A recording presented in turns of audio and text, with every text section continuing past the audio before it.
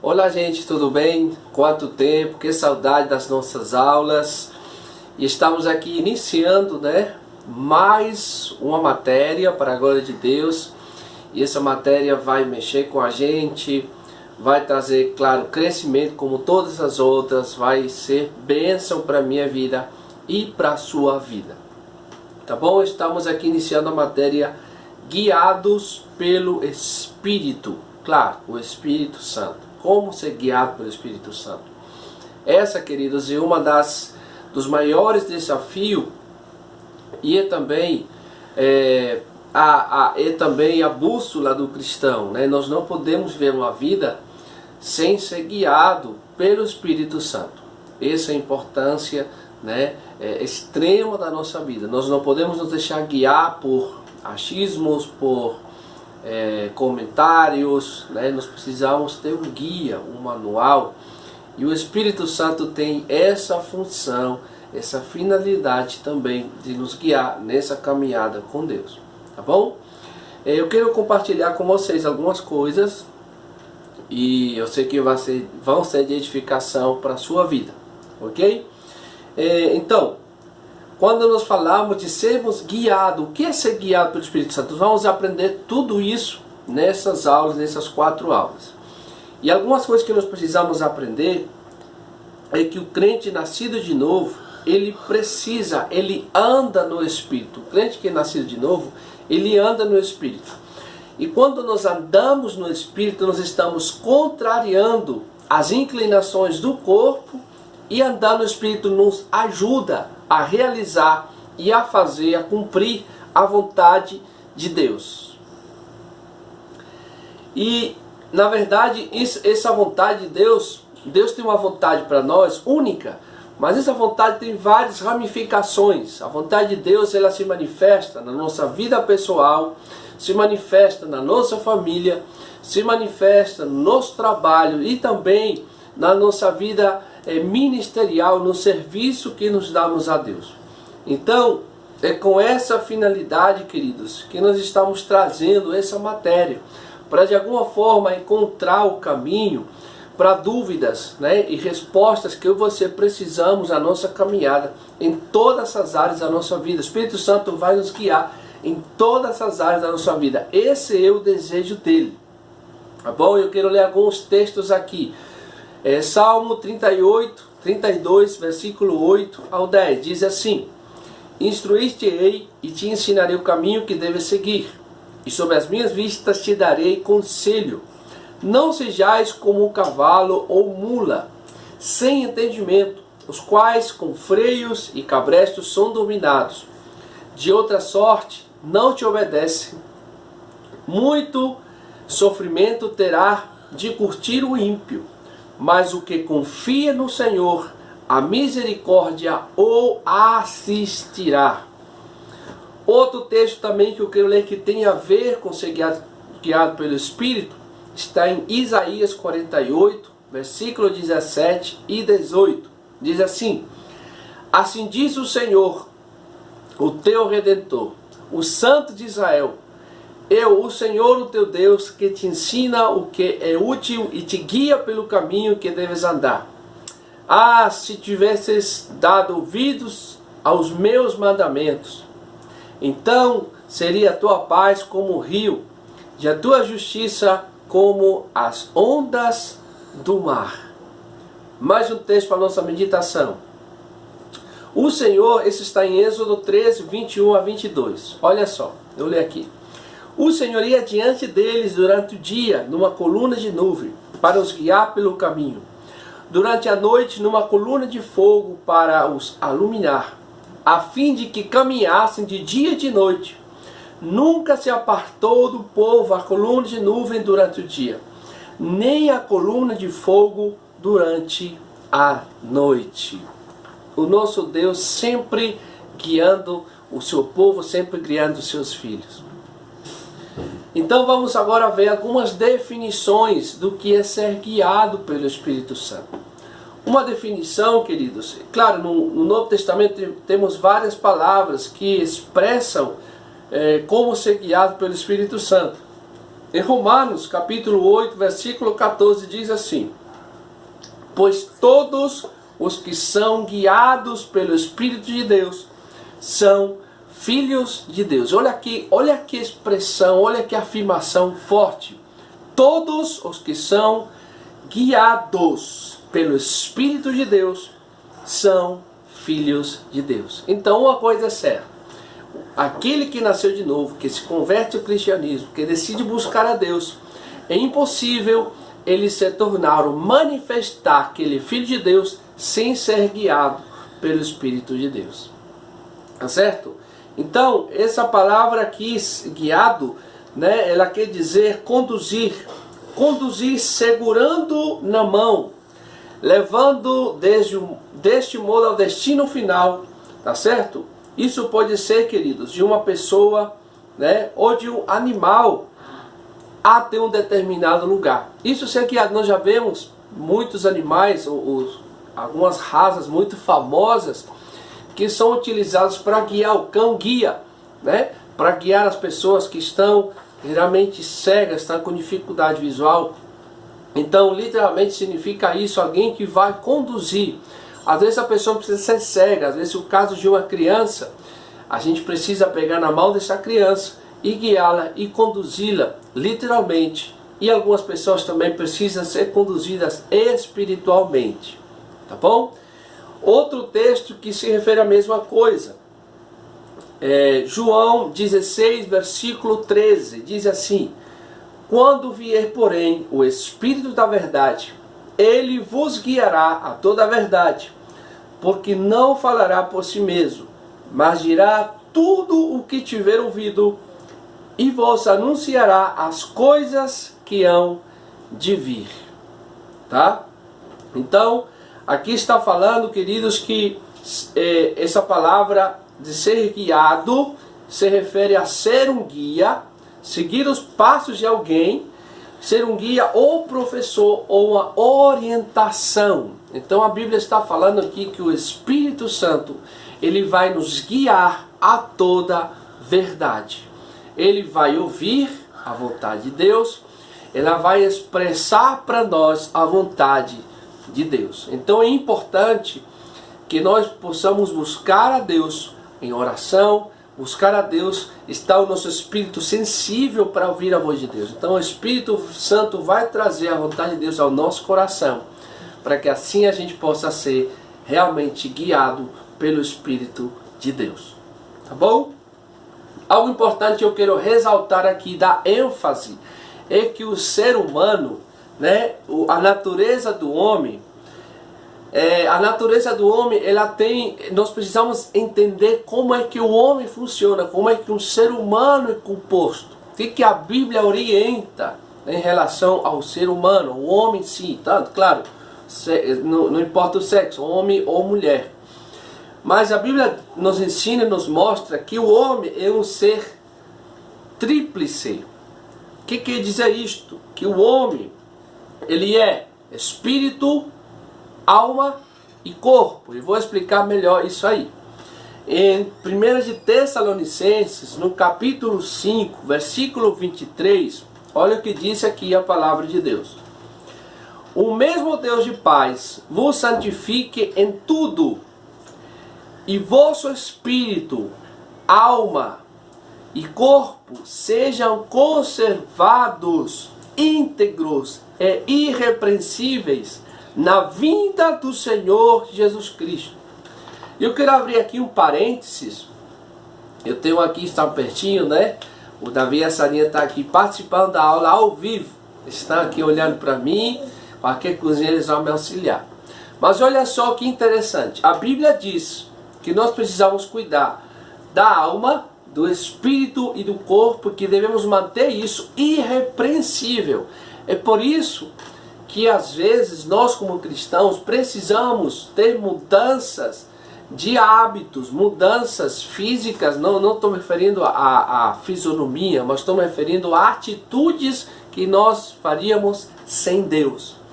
Então é importante lembrar isso, que o testemunho, né, da nossa vida também se refere às nossas atitudes, não somente uma vida de ir para o templo ouvir a palavra de Deus, e sim também ter fruto, né? Evidências de que houve uma transformação na nossa vida. Então vamos explicar um pouquinho o que isso quer dizer, né? Vamos explicar um pouquinho. Existe uma ordem aqui. A ordem é a seguinte. Paulo cita no texto de Tessalonicenses e uma ordem das 3 dimensões da composição humana. A primeira é espírito. A primeira. Então, o que quer dizer isso? Que o homem é um ser espiritual. Então, nós, homens, seres humanos, temos o nosso espírito. Existe o Espírito de Deus e existe também o Espírito do homem. Claro, o Espírito do homem é o lugar onde Deus fala, né? Nós só podemos ouvir a voz de Deus, entender a palavra de Deus e receber a palavra de Deus no nosso espírito. Então, número 1, espírito é o lugar que tem contato com o mundo espiritual. Ok? Número 2, a alma. Isso aqui Paulo colocado na ordem. A alma, ela tem o contato com o mundo intelectual e com o mundo emocional. Certo? Então a alma, queridos, ela é aquela que tem as emoções, às vezes está lá em cima, às vezes está lá embaixo, e a gente precisa, né, a cada dia trazer revelação para a nossa alma, entendimento, e a alma precisa se sujeitar à vontade de Deus. Tá bom? E o terceiro que Paulo coloca a ordem é o corpo. É onde nós temos o contato com o mundo físico. É através do nosso corpo. Então, essa ordem revelada, né? A ordem revelada por Paulo. E cada um, queridos, essa ordem revela a ordem da importância de cada dimensão do homem. Tá? Então, resumindo, o homem é um espírito, certo? Que possui uma alma e habita num corpo. Tá? O homem é um espírito, possui uma alma e habita num corpo. Tá bom? Queridos, vamos agora tentar explicar um pouquinho mais, né, o que isso significa, tá? Para trazer clareza e um pouco mais de profundidade a isso aqui. Vamos lá. O homem é um ser espiritual criado à semelhança do Pai.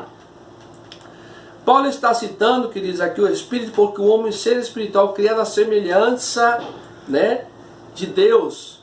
E Deus é Espírito. Vamos ver aqui que disse João, capítulo 4, versículo 24. Deus é Espírito e importa que os seus adoradores o adorem em espírito e em verdade. Então a adoração a Deus é uma adoração espiritual. Claro, que se manifesta através dos nossos sentimentos e que também se manifesta através do nosso corpo. Como é que eu posso adorar a Deus no Espírito? Trazendo, né, a grandeza de Deus, declarando a palavra de Deus, declarando que Ele é bom, que Ele é maravilhoso, que Ele é poderoso.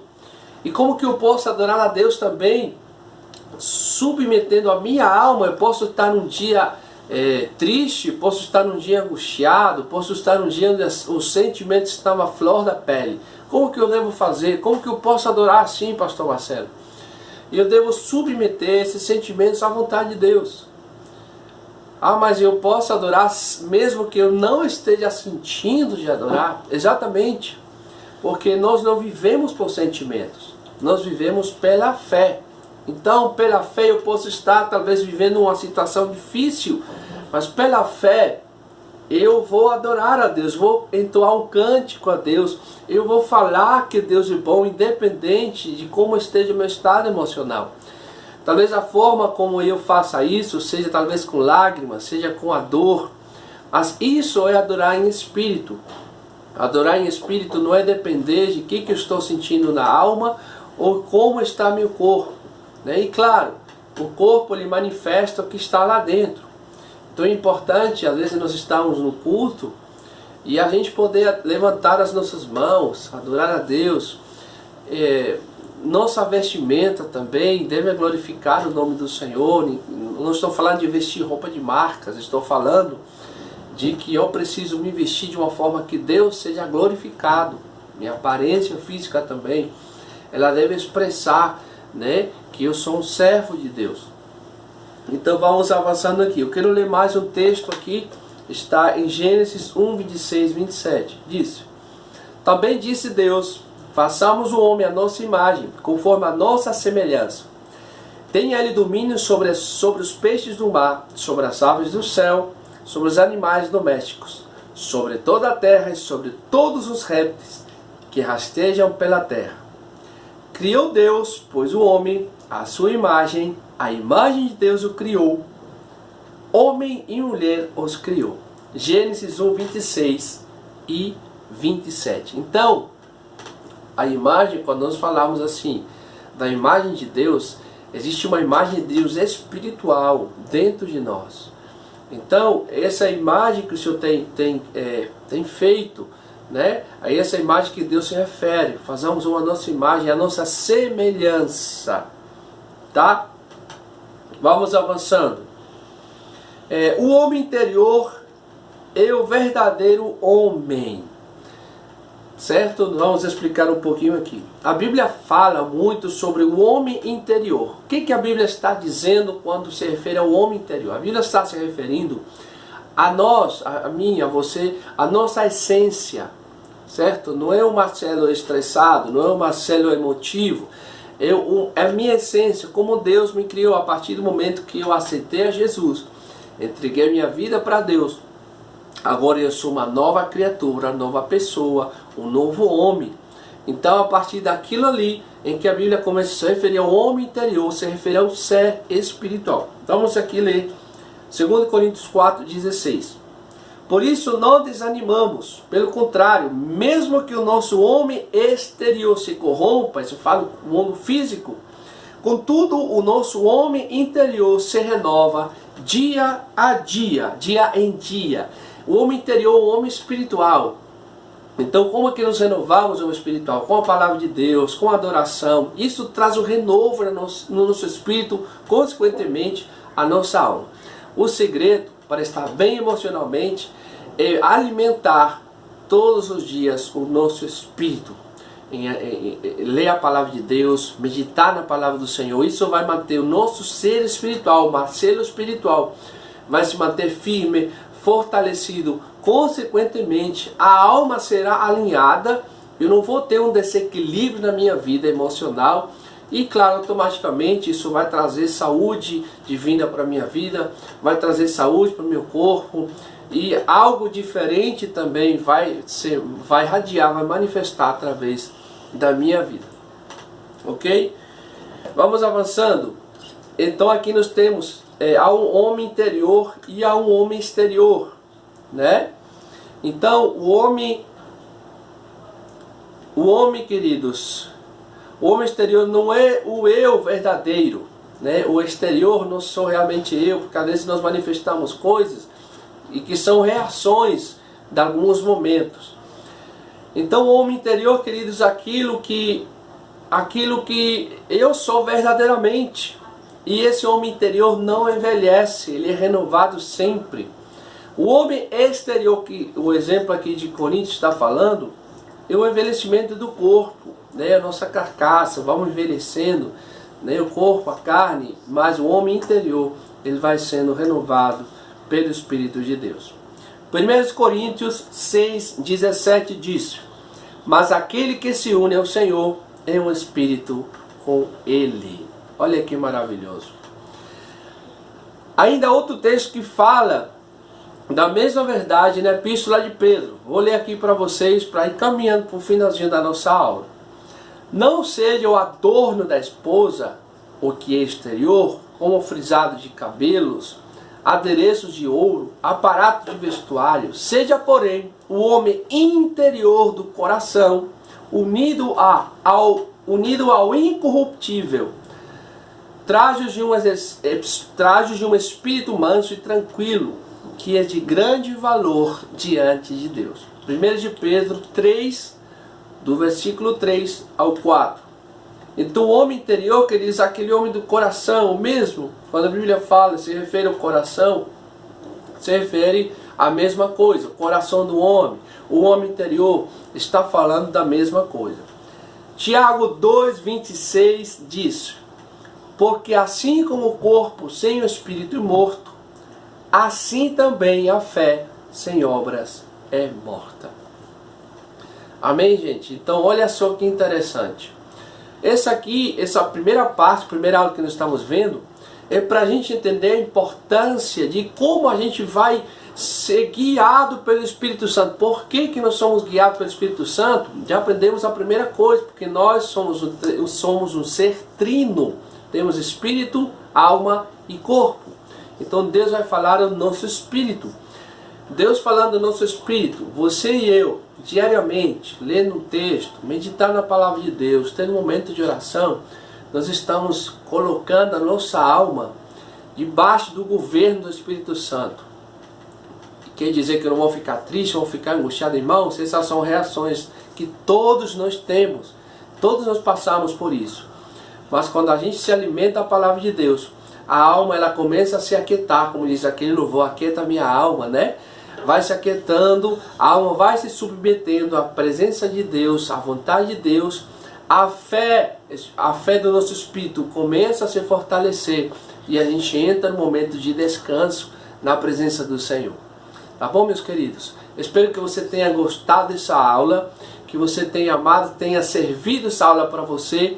E nós estamos começando, mergulhando num lindo aprendizado de como ser guiado pelo Espírito do Senhor. Amém? Que o Senhor te abençoe. Se você tiver alguma dúvida, alguma pergunta, faz a pergunta chegar até a gente. E vou ter o maior prazer de lhe ajudar. E se eu não souber a resposta na hora, eu vou atrás, mas eu não vou deixar você sem resposta, tá bom? Um grande abraço, que o Senhor te abençoe e te guarde. Vamos para cima, porque Deus é bom e a sua misericórdia dura para sempre. Eu quero agradecer aqui a Sarinha, ficou aqui me ajudando, me auxiliando. Ela está aí com o seu unicórnio de pelúcia. Obrigado, Sarinha. Está aí cuidando aqui de mim para tudo sair certinho. Ela está aqui participando da aula também. Tá bom, gente? Um abraço, que o Senhor abençoe vocês em nome de Jesus e até a próxima aula.